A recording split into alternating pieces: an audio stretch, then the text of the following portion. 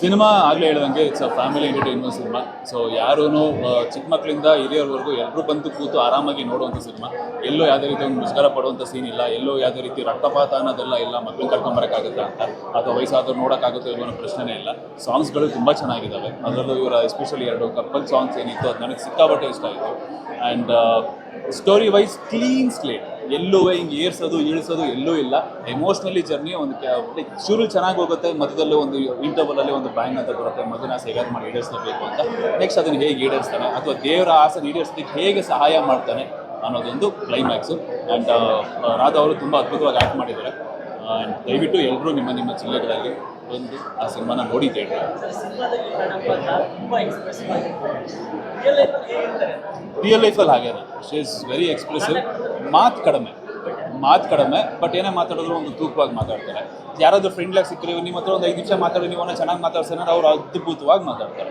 ನನ್ನನ್ನು ಆ್ಯಕ್ಚುಲಿ ಹೇಳ್ತಾರೆ ನಾನು ಎಕ್ಸ್ಟ್ರೋವರ್ಟ್, ಅವ್ರು ಇಂಟ್ರೋವರ್ಟ್ ಅಂತ. ಅವ್ರು ಇಂಟ್ರೋವರ್ಟ್ ಇರ್ಬೋದು, ನಾನು ತುಂಬ ಎಕ್ಸ್ಟ್ರೋವರ್ಟ್. ನಾನು 2 ನಿಮಿಷ ಬರೋ ಅಂದ್ಬಿಟ್ಟು ಹಿಂಗೆ ಹೊಂಟೋಯ್ತೀನಿ ನಾನು ಅವ್ರ ಜೊತೆಗೆ, ಆ ಥರ ನಾನು. ಬಟ್ ಇವರು ಅಳೆದು ತೂಗಿ ಮಾತಾಡ್ತಾರೆ, ಬಟ್ ಫ್ರೆಂಡ್ಲಿಯಾಗಿ ಮಾತಾಡಿದ್ರು ಅಂತ ಅದ್ಭುತವಾಗಿ ಮಾತಾಡ್ತಾರೆ. ಅಂದರೆ ಅಲ್ಲಿ ಆ ತೆರೆ ಮೇಲೆ ಏನು ನೀವು ನೋಡ್ತೀರಾ ಸ್ಕ್ರೀನ್ ಮೇಲೆ, ಅದೇ ಅವ್ರ ಕ್ಯಾರೆಕ್ಟರು. ಯಾರು ತಮಗೆ ಪ್ರೀತಿ ಕೊಡ್ತಾರೋ ಅದು ಹೆಚ್ಚು ಪ್ರೀತಿ ಕೊಡ್ತಾರೆ.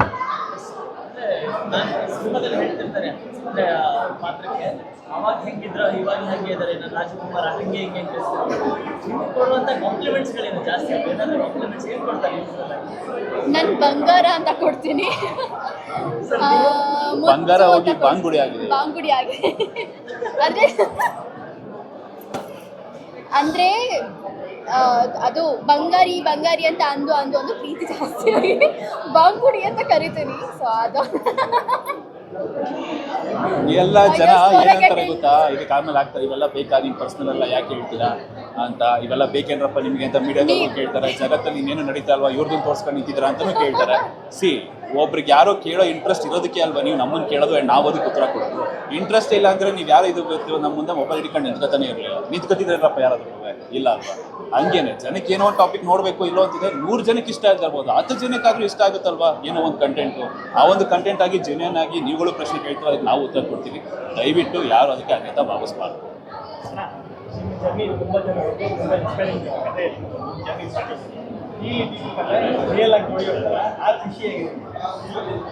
ನಮ್ಮ ಜನರಲ್ಲಾಗಿ ಉಪಯೋಗಿಸೋಲ್ಲ. ನಾನು ಅನ್ಕೊಂಡಿರಲಿಲ್ಲ ನನ್ನ ಕೋ-ಆರ್ಟಿಸ್ಟ್ ಒಬ್ಬರನ್ನು ನಾನು ಇಷ್ಟಪಡ್ತೀನಿ, ಮದುವೆ ಆಗ್ತೀನಿ ಅಂತ ನಾನು ಖಂಡಿತ ಅನ್ಕೊಂಡಿಲ್ಲ. ಸೊ ಅದು it's like a surprise package ಥರ. ಬಟ್ ಒಂದಂತೂ ಇಷ್ಟ ಆಯಿತು, ನನ್ನನ್ನು ಅರ್ಥ ಮಾಡ್ಕೊಳ್ಳೋಕ್ಕೆ ನನ್ನ ಮಾತಾಗಿರ್ಬೋದು, ನನ್ನ ನೇಚರ್ ಆಗಿರ್ಬೋದು ಅರ್ಥ ಮಾಡ್ಕೊಳ್ಳೋದು ತುಂಬ ಸ್ಟ್ರಾಂಗ್ ಆಗಿರ್ಬೋದು. ನಾನು ಅರ್ಥ ಮಾಡ್ಕೊಳ್ಳೋದು ತುಂಬ ಸ್ಟ್ರಾಂಗ್ ಆಗಿರಬೇಕು. ಇವ್ರು ಮೇಲೆ ನೋಡೋಕ್ಕೆ ಎಷ್ಟೇ ಸಾಫ್ಟ್ ಆಗಿದ್ರು, ಒಳಗಡೆ ತುಂಬ ಗಟ್ಟಿಗಿದ್ದು ತುಂಬ ಸ್ಟ್ರೆಂತ್ ಇದೆ ಅವರಲ್ಲಿ, ತುಂಬ ಸ್ಟ್ರಾಂಗಾಗಿ ನಿಂತ್ಕೋತಾರೆ ಏನೇ ಒಂದು ಇದು ಅಂತ ಬಂದರೆ. ಸೊ ನನ್ನ ವಿಚಾರದಲ್ಲಿ ಆ ಒಂದು ಕ್ವಾಲಿಟಿನ ಇವರಲ್ಲಿ ನೋಡಿದೆ. ಆ್ಯಂಡ್ ನನ್ನಲ್ಲಿರೋ ಸುಮಾರು ಮೈನಸ್ಗಳನ್ನ ನೋಡಿದ್ದೆ. ನನಗೆ ಮೈನಸ್ ಇದೆ ಅಂತ ಸರಿ ಮಾಡ್ಕೋ, ಮೈನಸ್ ಇದೆ ಅಂತ ಬಿಟ್ಟೋಗೋರು ಬೇರೆ, ಮೈನಸ್ ಇದೆ ಅಂತ ಸರಿ ಮಾಡ್ಕೊ ನಾನು ಇರ್ತೀನಿ ಅನ್ನೋರು ಬೇರೆ. ದಟ್ ಇಸ್ ನಾನೇ.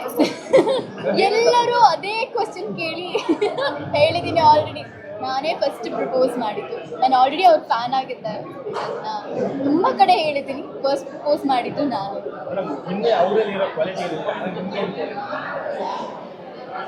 ಏನು ನಮ್ಮಲ್ಲಿ ಏನು ಕ್ವಾಲಿಟಿ ಇಷ್ಟ ನಿಮಗೆ ಅಂತ ಕೇಳ್ತಾರೆ, ಹತ್ರ ಬನ್ನಿ ಕೇಳಿಸ.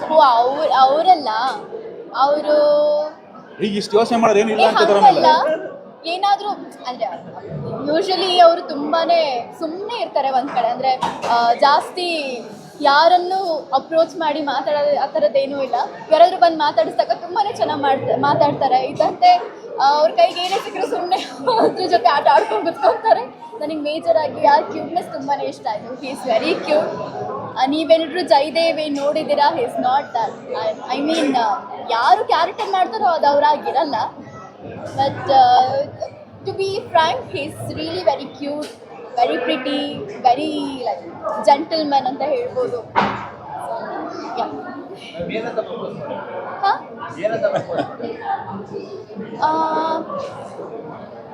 ನನಗೆ ನಿಮ್ಮ ಮೇಲೆ ಫೀಲಿಂಗ್ಸ್ ಇದೆ ರಾಣವ್ ಅವರೇ ಅಂತ ಹೇಳಿದ್ದೆ. ಆ್ಯಂಡ್ ಅದಾದಮೇಲೆ I love you so much ಅಂತ ಹೇಳಿದ್ದೆ. ಆ್ಯಂಡ್ ಅದಾದಮೇಲೆ ಇವರು ಲವ್ ಪ್ರಪೋಸ್ ಮಾಡಿರಲಿಲ್ಲ, ಅಂದರೆ ಇವ್ರು ಒಪ್ಕೊಂಡಿರಲಿಲ್ಲ ಆವಾಗ. ಅದಾದಮೇಲೆ ಒಂದು ವಾರ ಏನೋ ಬಿಟ್ಟು ಇವರು ನನ್ನ ಮದುವೆ ಆಗ್ತೀರಾ ಅಂತ ಡೈರೆಕ್ಟಾಗಿ ಕೇಳಿದ್ರು. ಮದುವೆ ಇದೇ ವರ್ಷ ಫಿಕ್ಸು. ಬಟ್ ಟೈಮ್ ಇವಾಗ ಶಾರ್ಟ್ ಟೈಮ್ ಆಗಿದ್ದ ಮೇಲೆ ಆಲ್ರೆಡಿ ಡೇಟ್ ಫಿಕ್ಸ್ ಆಗಿತ್ತು.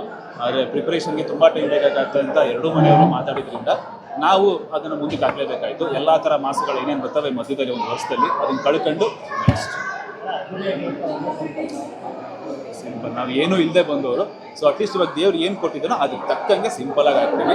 ನಮಗೇನು ಅಂದರೆ ಮೇಜರಾಗಿ ಜನರ ಆಶೀರ್ವಾದ ಬೇಕೇ ಹೊರತು ಅದ್ದೂರಿತನ ಅಲ್ಲ. ಸೊ ಸಿಂಪಲ್ ಆಶೀರ್ವಾದ ಬೇಕು. ಆ್ಯಂಡ್ ಆಗ ಖಂಡಿತ ನೀವು ಎಲ್ಲರೂ ಕರಿತೀನಿ, ದಯವಿಟ್ಟು ಮದುವೆ ಬರ್ತೀನಿ. ನಮ್ಮದು ಆಡಂಬರ ಇಷ್ಟಪಡದೇ ಇರುವಂಥ ಜೋಡಿ, ಸೊ ಆದಷ್ಟು ಸಿಂಪಲ್ ಆಗಿ ಆಗ್ತೀವಿ. Thank you so much. ಎಲ್ರಿಗೂ ಒಳ್ಳೇದಾಗಲಿ, ನಗ್ನಗ್ತಾ ಇರಿ, ಖುಷಿಯಾಗಿರಿ, keep smiling, enjoy the life. Thank you so much. Thank you.